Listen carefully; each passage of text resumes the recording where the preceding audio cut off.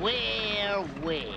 It looks like what we got here is a couple of GI jungle rats. And the only thing a rat's good for is target practice.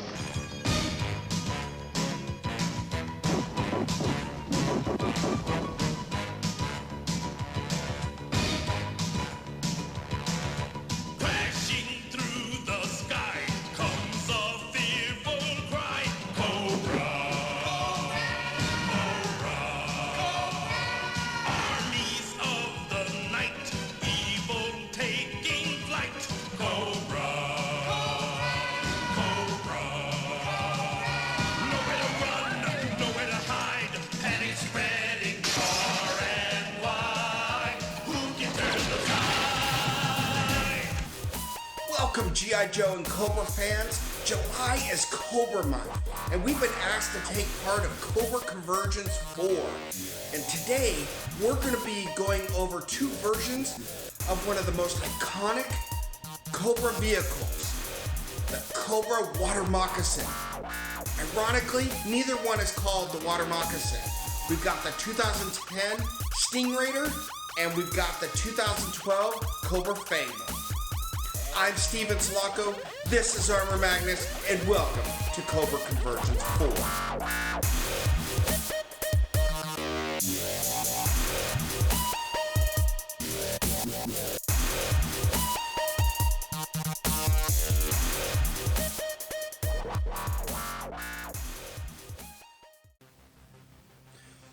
Alright, today on Cobra Convergence, we're going to be talking about two versions of the Cobra Water Moccasin. We've got the Cobra Fangboat and we've got the Cobra Stingraider. First, we're going to take a look at the Cobra Stingraider. But before we do, I want to go back in history and see the Water Moccasin, its predecessor, and what led up to this point. In 1984, the Water Moccasin was first released and it had an aqua color scheme. It was also released with its pilot Copperhead, who also had a bright green and bright blue color scheme. Now, I don't have the original Water Moccasin, but I do have the Copperhead. Then, in 1988, the Water Moccasin mold was re-released as a Tiger Shark. It was a G.I. Joe vehicle, part of the Tiger Force subline. In 2004, we got our first version of the Stingraider. This was a one-man Cobra attack sub. In 2009, when the Rise of Cobra movie came out, it was re-released and redubbed the Mantis Attack Craft. Also in that year, we got a new version of the Stingraider, which was the Water Moccasin in its original colors, now able to fit the modern figures. That next year, in 2010, we got an updated version of the Stingraider with its new color scheme, the red, green, black, and silver. It's got these nice varying greens right here with red. It's got a nice black hull bottom with silver and black back here. Now, some of the features of this: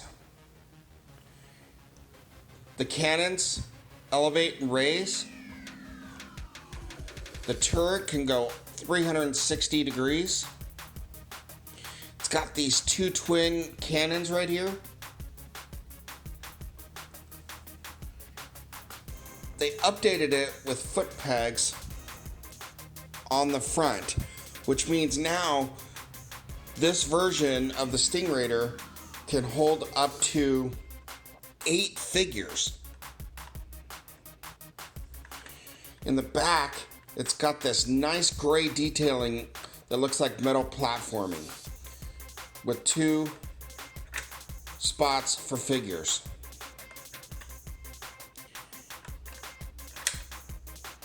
Each of the sides come off for a little storage compartment. Ironically though,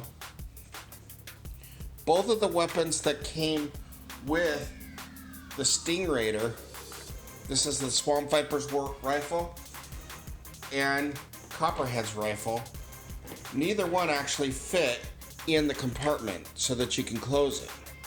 So this is meant more for small arms. They both came with rifles, so unfortunately they don't fit here.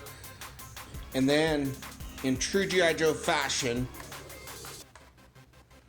you have engine detail with an engine cover.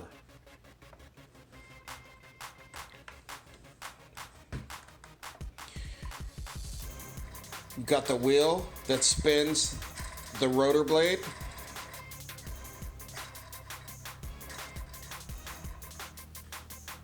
And then you've got working rear vanes.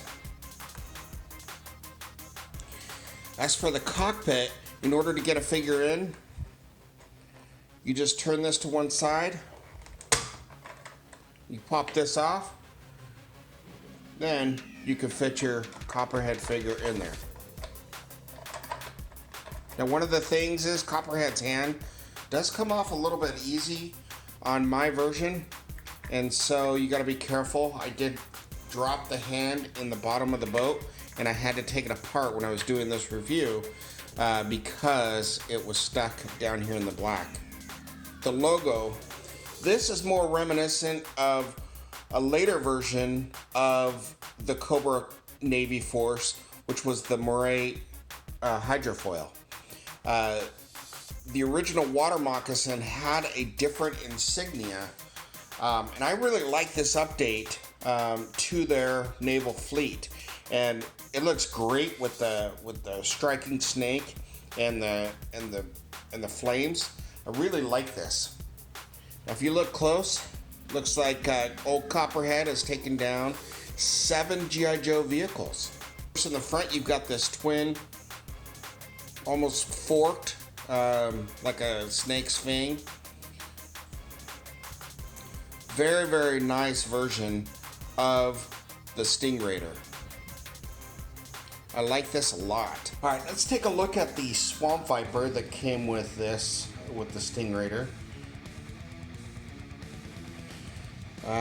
He's actually got the same mold as the AVAC. He's got a nice greenish gold helmet with a gold visor, and he's got some paint apps, and you can see the black here. It's got some black paint apps all the way around, and some details on both sides of the helmet. Going down, you can see he's got a gray turtleneck shirt underneath a gray collared shirt, and then you've got this armor plating around his torso. He's got body armor on his shoulders and on his forearms, and then connected with these black stripes. He's got a black belt with some nice detailing. Looks like you can see the belt buckle, you can see some pouches. And this looks like it might be a clip for a magazine clip for his gun. He's got gray pants on, again with that green body armor. And then he's got, on his right side, he's got a black sheath with a black and silver knife. And you can see that he's got shin guards that cover over his boots. As far as articulation goes, he's got really good movement up and down. You can spin his head 360. His body, you could do an ab crunch with it. It actually also spins all the way around. On his arms, they go up about that far, and they could spin all the way around. He's got a joint at the elbow, and his elbow could spin all the way around, and then his hand could spin all the way around too.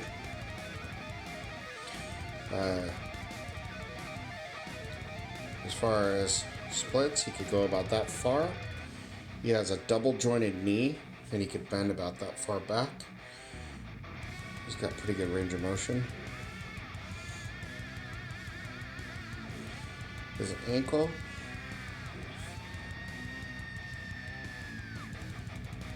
Can spin all the way around. It's got a little bit of up and down movement, but it does feel pretty tight. It's a good version of the Swamp Viper. Let's take a look at his gun. Combat shotgun. And it actually looks really nice. The handles looks way oversized for the gun. It's in this silverish gray plastic.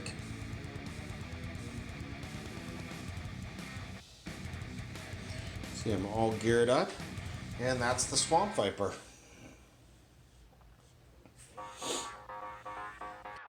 Alright, next let's take a look at Copperhead. I really like this version of Copperhead. He's got a gray helmet with gray piping in the top here.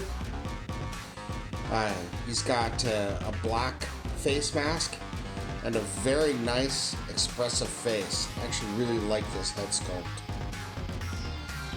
He's wearing a black tank top with a red Cobra symbol. And you could tell that he has been sculpted extra muscular. He's got this holster with a non-removable gun.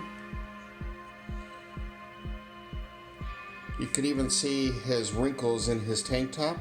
I think that's nice sculpting. That looks cool. He has these gray pants with green padding on the inside.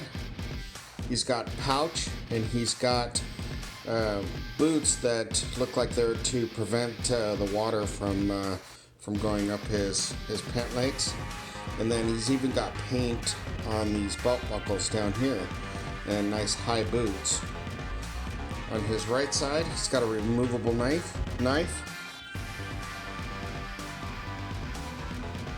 can see looks like his holster and his knife both are made out of what appears to be leather, and you could even see the stitching in both.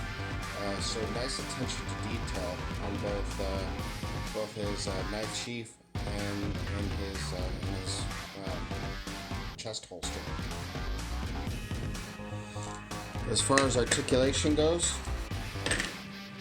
he's got pretty standard modern articulation. Head moves all the way around. He does have up and down movement, although it is a little bit limited. He doesn't move up and down as much. He's got the ab crunch feature. His arms go all the way up, and they spin all the way around.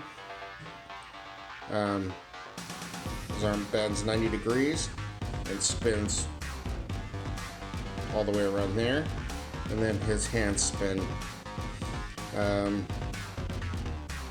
He can move about that far as the splits. He does not have a double jointed knee, so he can do about 90 degrees. His ankles spin 360 degrees, and they do have a little up and down movement. This one's kind of stiff, and I'm afraid to push it. Let's take a look at his combat rifle. This is a nicely sculpted weapon, black, and I don't know that it's based off of a real world weapon, but it really does look nice. Looks like this is an assault weapon with looks like a flashlight underneath, and then nice handle on it. All right, here he is all geared up, and he looks really good. If you compare him to the original Copperhead, definitely an improvement. I like the more subtle tones on this Copperhead. Really, I like him. I like him quite a bit. Here's him compared to his Python Patrol. And even though I liked the green on the Python Patrol and the black tank top, I always thought that his pants looked like he's wearing yellow underwear over his pants. So wasn't that big of a fan on the way that they did that. Just it looks like they threw an extra yellow waist piece on this guy. Here you have both of them side by side.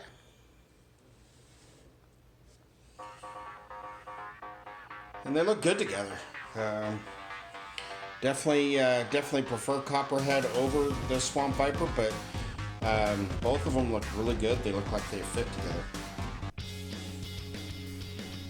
All right, now let's take a look at the Fangboat and its pilot, the Swamp Viper. And so I'm going to pull the Swamp Viper away for just a sec, and let's focus on the Fangboat. Actually, I do like the colors. Now that I have it out of the packaging, I do like the colors of this black and silver, the Cobra blue along with the red. It looks very nice. And it does come with this new piece. This is a massive Gatling gun with a missile launcher. And the missile launcher is fires really well. So that's nice. And then it comes with the standard weapon on this side, the standard cannon. Now, one thing about this, I will say that I have to actually have it not quite pushed all the way down. If I push it all the way down, it's just too hard to get it so that it'll turn. You got the engine cowling cover with engine detail. I do wish that this had been colored in a different plastic instead of just molded in the same color plastic it is. And then of course you have your compartments for storage. In the back you've got the nice black veins with the back propeller, so that spins really nice. If you'll notice that the pattern detail on this metal is just molded in the same plastic as the bottom of the hull. So unlike the Stingraider,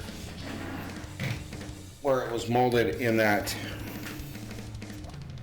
nice metallic plastic as a separate piece, this one is just molded all together as one piece. Color scheme does look really nice. I actually do like the colors quite a bit. I do consider this a different version, and it's reverted back to the original Moray design. But the Fangboat looks good. I'm happy to have both the Fangboat and the Stingraider in my Cobra Navy. Alright, now let's take a look at the Swamp Viper.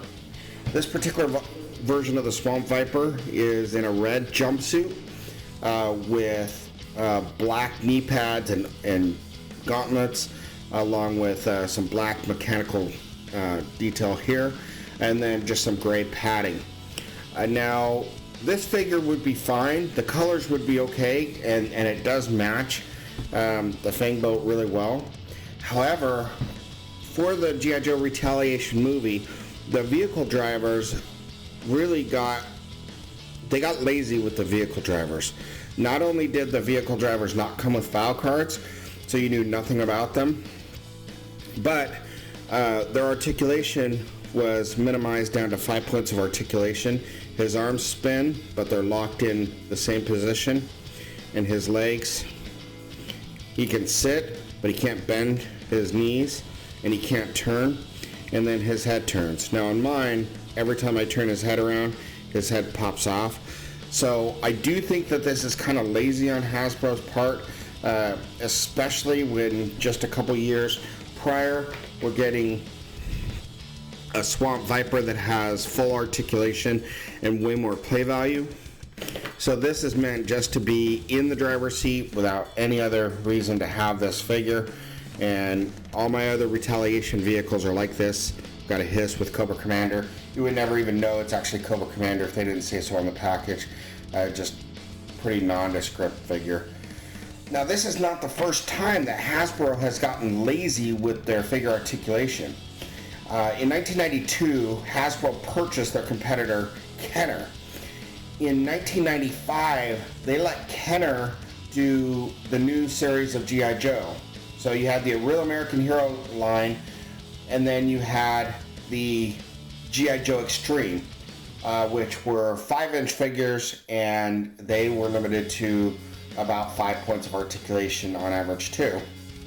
So then in the 2000s, they decided to change the molds completely on these figures, and even though you had elbow arm articulation, now they decided to give you this basically diaper crotch. He did turn. So interesting that years later, when articulation's at its highest, they revert back to this, just slap some plastic together. Now as a pilot for the vehicle, that's fine. You could just fit him in here, no problem. And that works fine. And as for my display, I won't be taking him out at all because that's all I need to see. Now if I wanted to have him as a gunner, this poses a real problem because of the fact that if you take a look at this, the way that his arms are, he could have this one on the cannon, but then if you look, his hand doesn't even come close to this other tab. You can't hold it like that. And if you wanted him to hold it with this hand, you just can't, even if you're not holding it with this one. So unfortunately, he is good for one thing, and even though I like the colors, it's okay on the colors, he's good for one thing, and that's the driver. And one of the things that I do like about the color scheme of this particular boat is the original eels, which are my favorite aquatic trooper for Cobra. They look perfect with this color scheme, with their black, gray, and red. I will be displaying my eels with this boat because I love the color scheme on the eels, and they look like they match. Now, as far as other eels, they do not, you can't plug them in because of the foot pegs are too small, but I was able to get a full complement of several eels just to be able to sit on here. So for display purposes, you can have some eels. I was able to get 4 eels on the back plus the gunner, and then 2 sitting up here. So it makes it cool that they do match very well with the Fangboat. So I've loaded up a couple eels on here, and even though I can fit 4 more eels on here, it looks way overcrowded. But here you have 3 eels plus the swamp viper, and they look really good together. So I'll probably just display it like this with some of my eels in or around the display. But yeah, I like the colors of the Fangboat. I like this vehicle a lot more than I thought I was when I saw it in the packaging, and so I'm glad I have both it and the Stingraider to add to my Cobra Navy. This is my review of the Fangboat. I'm going to combine it with the review of the Stingraider. And yeah, all in all, I do enjoy having this particular boat, and I'm glad that it's part of my Cobra Navy now for my displays. Just wish that they had done something a little bit better with the Swamp Viper, but it's nice new missile and Gatling gun here on this side. That really does actually look really nice, so that's good. Thanks for joining in today. That was my review of the Cobra Fangboat and the Cobra Stingraider, both great updated versions of the classic water moccasin. Remember, July is Cobra month. We've got Cobra Convergence 4 going on. There's a lot of G.I. Joe fans that are putting great content out this month. I'm going to put a link to Hooded Cobra Commander 788's website. He's got a schedule with a lot of the different contributors for this month. So make sure you check them out. A lot of great stuff coming. If you like this channel, if you like the content, don't forget to hit like and subscribe and hit that little notification button so that you're in the know every time I put new content out. Again, this is Steve Ensalacco with ArmorMagnus, and you've been watching Cobra Convergence 4.